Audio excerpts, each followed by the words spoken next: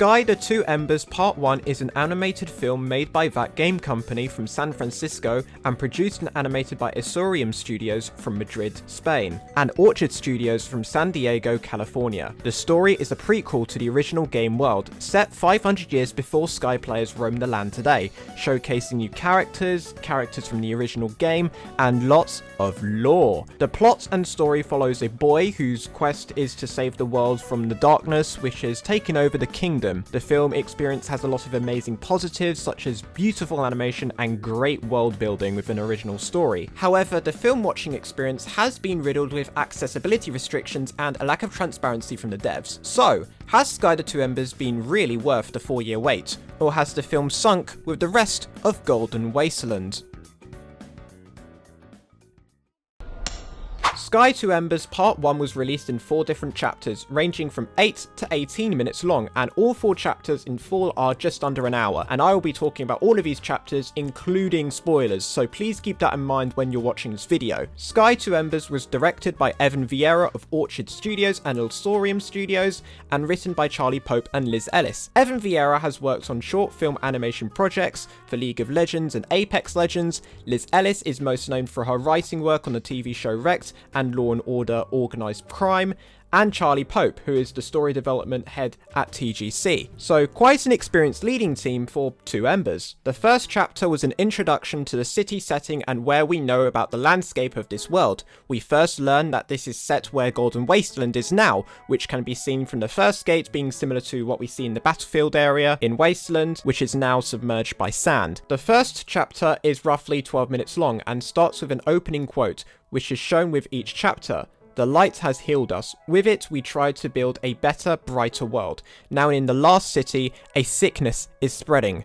The darkness is closing in." Each of these quotes is foreshadowing what will be happening for each of these different chapters, as in chapter 1 at the start we see a bustling city and are greeted by our main protagonist, the child. We are also greeted with the first spirit character from this season, the tender toy maker, who gives the child a bunch of toys including a crab and butterfly. After he sets up, the city goes dark and the child saves this baby manatee who is infected with darkness and has been neglected by its owner. Going through underground passageways, the child finds a place to settle and heals the darkness from the baby manatee by finding a candle and lighting it near the darkness wound. Then, the final shot, we see a mysterious character flying up to the shard at the top of the shard tower, which looks like Eden, and brings the darkness onto the land. Episode 1 I thought gave a good introduction to the world and it was very well structured. From character building to world building, I think it gave a good introduction to the area and land of the Kingdom of Sky. Chapter 2's plot was a continuation of the introduction of this world. However, we got to see more lore about the Wasteland area. We first opened the chapter with another quote, being "The child grows,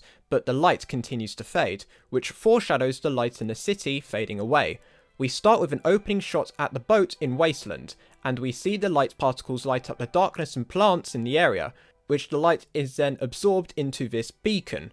The child explores this area once the guards leave and collects some light particles which he takes back to the city following the pipes. We are then greeted with our next character, the resourceful recluse, who is an old man who helps build the wing for the baby manatee.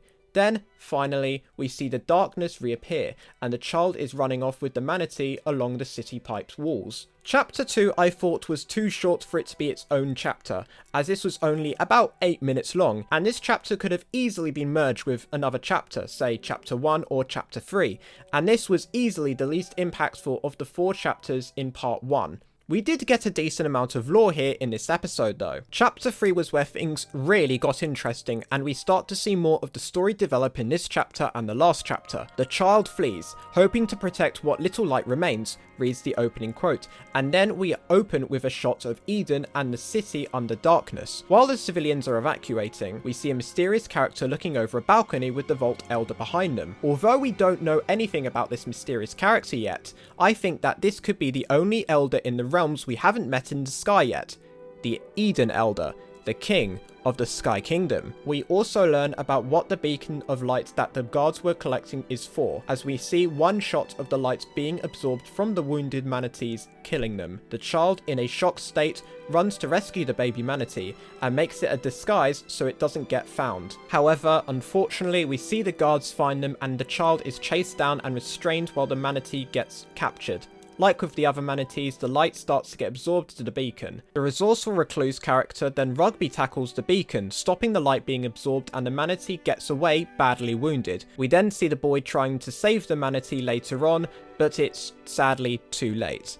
In the final scenes, we see this epic battle take place between the guards and the Krills. The guards attempt to defend their land, but some of them get krilled in the process. Chapter 3 was a brutal episode, but we got to learn more about why the light was being absorbed by the guards and the king who is doing absolutely nothing about it. It ended the chapter very well too. I think this chapter could have merged with chapter 2, as it would have been a more conclusive ending to that chapter. Then finally we have chapter 4, which is by far the best of the 4 chapters. The child is angry. He wants revenge for those responsible for killing the baby manatee. And we see the start of him setting off towards the shelter in the temple where the rest of the other civilians are sheltered. We see the town folk helping the wounded and being terrified of what's going on outside. Then we see the child wander into the Vault of Knowledge, where we see the dead being counted for. The child gets caught by one of the guards. However, we see the guard hand over the child to the Vault Elder after they witness them trying to fight off the guard. During this, we see the Vault Elder use their power of what looks like telepathy, as the Elder saw what happened with the child and the manatee. After being rescued, the child is escorted up the vault to a space where we see the Elder Spirit relive the memories from the manatee and child using a spirit lantern in their hand. After the manatee's spirit memories are relived, the child sits and cries in grief. The Elder Spirit gives the child the lantern and he places the lantern with the manatee's memories on one of the vault's shelves. We then see the child walk back down to the civilians with a lighted candle and then gives the candles and lights them to some of the civilians who huddle round the character, as the rest of the kingdom is surrounded in a darkness cloud, which concludes part 1 of Two Embers. As this was going to be a multi-part series, I did expect this to have a cliffhanger ending, but I think where the show ended, I think it did so very well. The story overall is brutal, emotional, and heartwarming. We see at the start of the film where the boy saves the manatee, but only for him to lose the manatee to darkness infections, which the story shows a beautiful yet heartbreaking example of friendship, one of the core values of Sky. Now let's get into the lore and theories about the Two Embers, and oh boy, there is a lot to unpack here. The Two Embers has been the best season when it comes to the amount of lore about Sky. First of all, let's start off with our main character, the child. One theory that I have is that he is not actually a new character, and that we've actually seen him before. The child looks nearly identical to that of the hopeful steward spirit who sits by Avery Village from the season of Revival. One theory which I have is that the hopeful steward is actually the first ever child of light, bearing the candle with him. We see him near the end of the show with a candle of light walking down and giving people candles of those badly infected with the darkness to be lighted to heal them. This showcases another value about Sky: compassion and giving light and helping others. Although the last city is covered in ruins, the civilians might have moved to a different village, being Avery, but that becomes redundant over the years and the Sky Kids take over and revive the land with the help of the past spirits, given the name Season of Revival. We also learn more in the final shot about the constellation. In the final shot, we see the village temple being shone with light and the rest of the world surrounded in space. We saw earlier that outside the lost city, the landscape had been covered with darkness fog caused by the king. This fog is the constellation map of Sky, that the Sky Kids now map out using the interactive map shrines dotted around each area in Sky, used to for spirits and winged light. We also learn about the two realms of Sky in quite a lot of detail: Wasteland and Vault. The last city is set where the battlefield is now, and there are quite clear signs of this in-game and in the animated film. Firstly, we have the significant landmarks of the temple and the gateway. We then have the battlefield location of the soldiers fighting the Krills. These landmarks have now been left in ruin 500 years later, when Sky Kids now fly over the land. But there are clear signs of the shields left in the sand and the pipes still being visible from the abandoned ship, the battlefield, and the lost city. In Vault, we see an area very similar to the game. However, the upper floors have not been destroyed, unlike in the game. We do see a glimpse of his space though, from the spirit powers that the Vault Elder has. Speaking of which, we learn that more about the lore about the Vault Elder, whose star helmet is able to relive memories, and that the lanterns in Vault are of all the civilians and creatures in the Kingdom of Sky that are left as spirits to rest. We also learn about how the old Kingdom of Sky managed to obtain light to power their defenses, which we saw in Chapter 2, where they are absorbing light from the shipwreck after a light storm, causing the wildlife to suffer from it. We also see that the guards absorb light from the different light creatures, which can be seen from the guards absorbing light from the manatees, killing them in the process, and from how they were treated in Chapter 1. This lore also traces back to the Aurora Concert 2, which backs up this theory, as we can see spirits from the Valley of Triumph capturing the light creatures with nets during the song Warrior. This film is the most significant piece of lore we have learned about the former Kingdom of Sky and how it became a deserted kingdom. We learn more about the King of Sky and potentially the Eden Elder, the Vault Elder, and the Last City of Sky. I bet once Part 2 releases, we will hopefully start learning more about the wider Kingdom of Sky, including Valley of Triumph, Eden, and the Last City. The animation in this is, to put it simply, art. Absolute art. Sky the Two Embers was made in a mixed art style similar to what was used in some modern animated films such as Arcane and the animated Miles Morales Spider-Verse trilogy. There's a slightly hand-drawn paint art theme with all the textures and character designs, which look super clean. It really brings to life the world of the Kingdom of Sky really well. In my first reactions video of the Two Embers Part 1 Chapter 1, I talked about how I really liked all the character designs and outfits, and I still stand by this. The hair textures are really well detailed, especially the child protagonist and the krills, which look super realistic, but also in this painting style. I also love the animated effects too, such as how they portrayed the spirit effects, and the lights and candle effects are all realistic and match along really well with the overall environment and art style. The entire film does not have any dialogue, only grunts made by the characters and manatee honks. Apart from that, it's just sound effects and music. The music soundtrack in the animated film is brilliant, but after knowing who did the soundtrack, it wasn't very surprising considering the soundtrack was composed by Kevin Penkin, the same guy who orchestrated soundtracks for the likes of Made in Abyss, Florence, Spice and Wolf, and The Apothecary Diaries. My personal favourite song from the soundtrack has to be Candle in the final scene. It's a beautiful track which perfectly matches the feeling of the scene. The vocalist, Ari Mason, also does an incredible job with this track too, with powerful vocals. Music and art are a massive part of Sky's core foundation, so I would expect them to play a major role in the story building of Two Embers Part 1. Even with no dialogue, it's easy to understand the emotions of each of these characters thanks to their expressive characteristics, from body language to showing emotions through their eyes. It reminds me of another film which follows the same pathway as The Two Embers, a film called Flow. Flow is a film I highly recommend people watch if they love Two Embers. It's an animated film in another hybrid animation style with no dialogue, and the narrative is shown through the animals' expressions, world building, and music. It's a beautiful film about a cat developing a friendship with other animals where they have to team up to survive a flood and sail together on a boat. It also won Best Animated Feature at the Oscars in 2025, so this film does have a lot of good praise, despite the wild robot being robbed for Best Animated Film. The cinematography in this film is very solid, and the storyboarders and directors have done a really good job with how to tell the story of the Last City 500 years ago. We see some excellent wide shots of the boy walking along the city walls, the overhead shots of the characters looking out to Eden, the establishing shots of the shipwrecked boat, the light particles glistening in the light where we see the wildlife healing, and the close-up shots to show the characters' emotions. My favourite shot from the whole film was from the final scene where we see the child light other civilians' candles.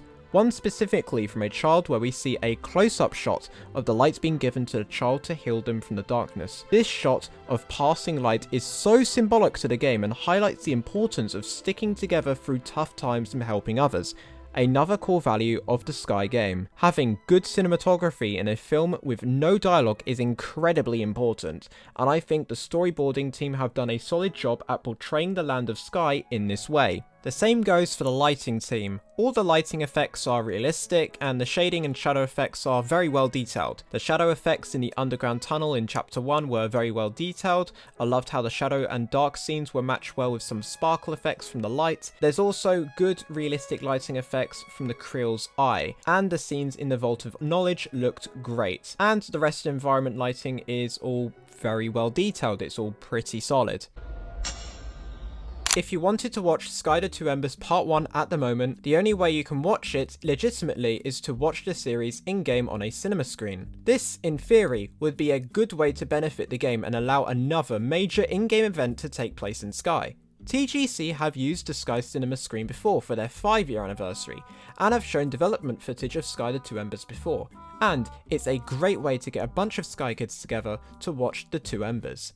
But this does come with problems. First of all, I'm not a fan of how TGC have been implementing festival tech in some of the environments, such as with the Days of Colour event and the seasonal passage quests. The Sky Cinema with festival tech is fine, but I've had many problems with server stability there. First of all, I've had many instances where I joined with a friend and I get server swapped while entering the area when the festival tech features are turned on, and I can't join them unless I go home and rejoin them from there. The hallway leading up to the Sky Cinema also gets very congested, and I don't think festival tech should be on in that area, as it makes the area incredibly crowded and difficult to access and see some of the interactables. Luckily, however, once you enter the cinema screen, you have the cinema screen shown without the festival tech Sky Kids flying around, as they minimize when you full screen the screen. This full screen view unfortunately doesn't show the whole screen, which is understandable if you're wanting to watch the film with friends, but not having a proper full screen option is quite disappointing. Also, TGC, could you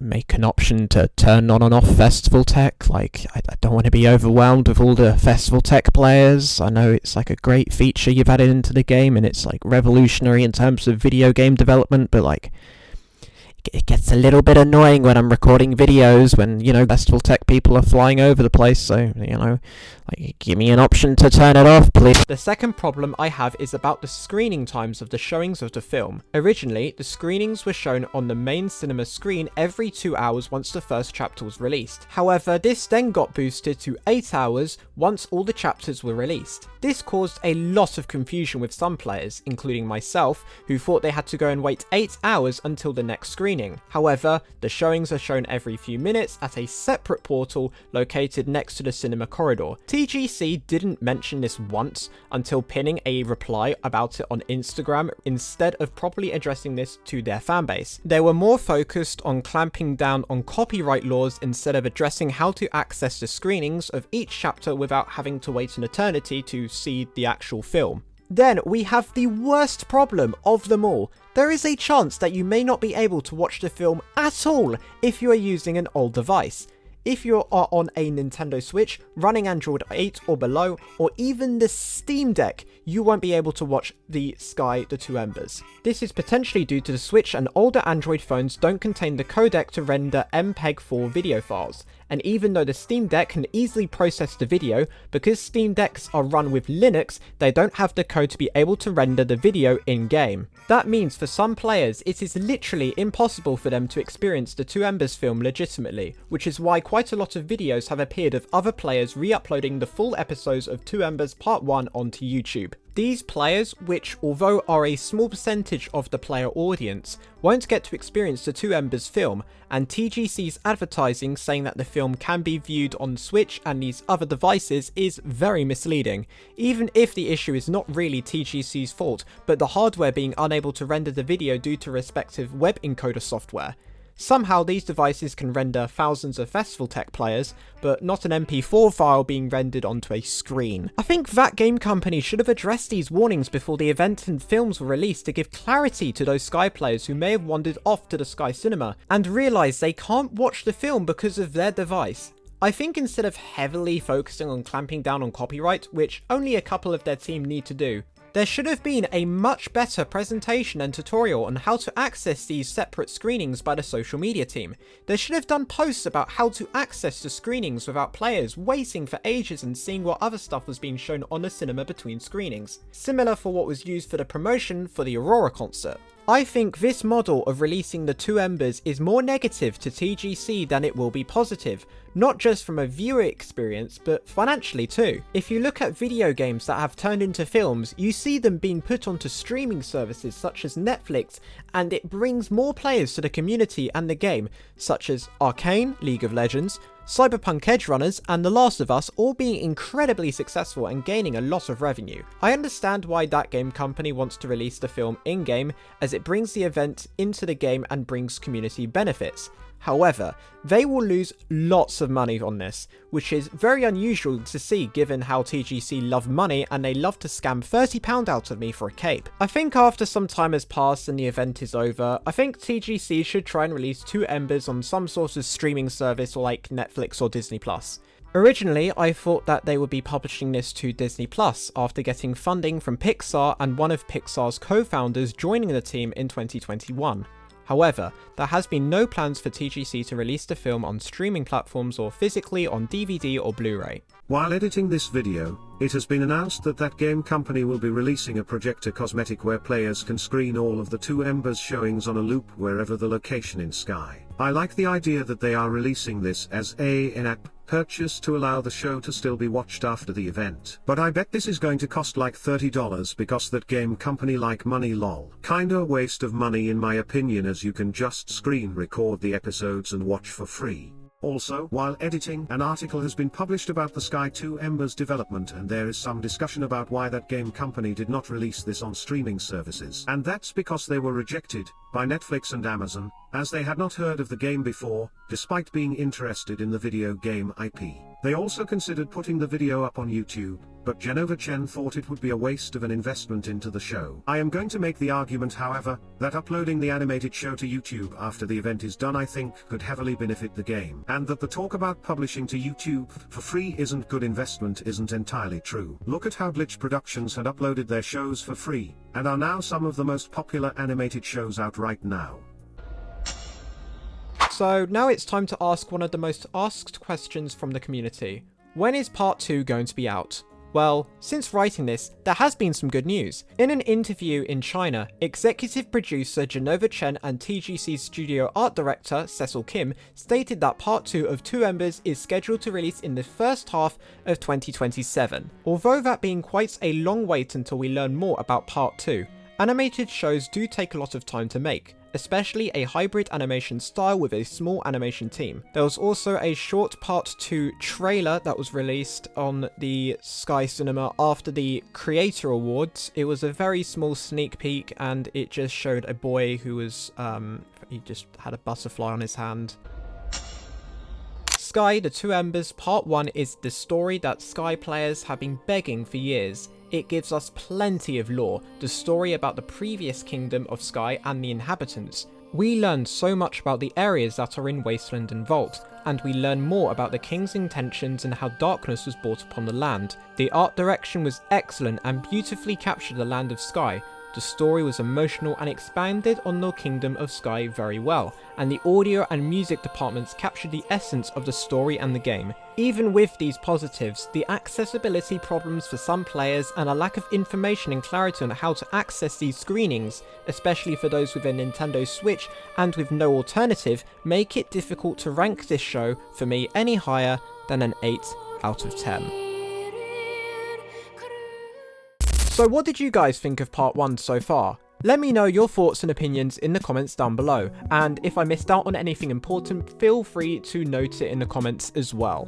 I would love to read what you guys thought about The Two Embers Part 1, and I cannot wait to see Part 2 in 2027. If you like this video, please consider subscribing. I make a bunch of videos about Sky in this essay format, including one video which I do recommend watching is the Sky Seasons Ranked, which you can watch at the end screen on your screen right now. Thanks for watching, and see you guys all in the next video. Bye bye!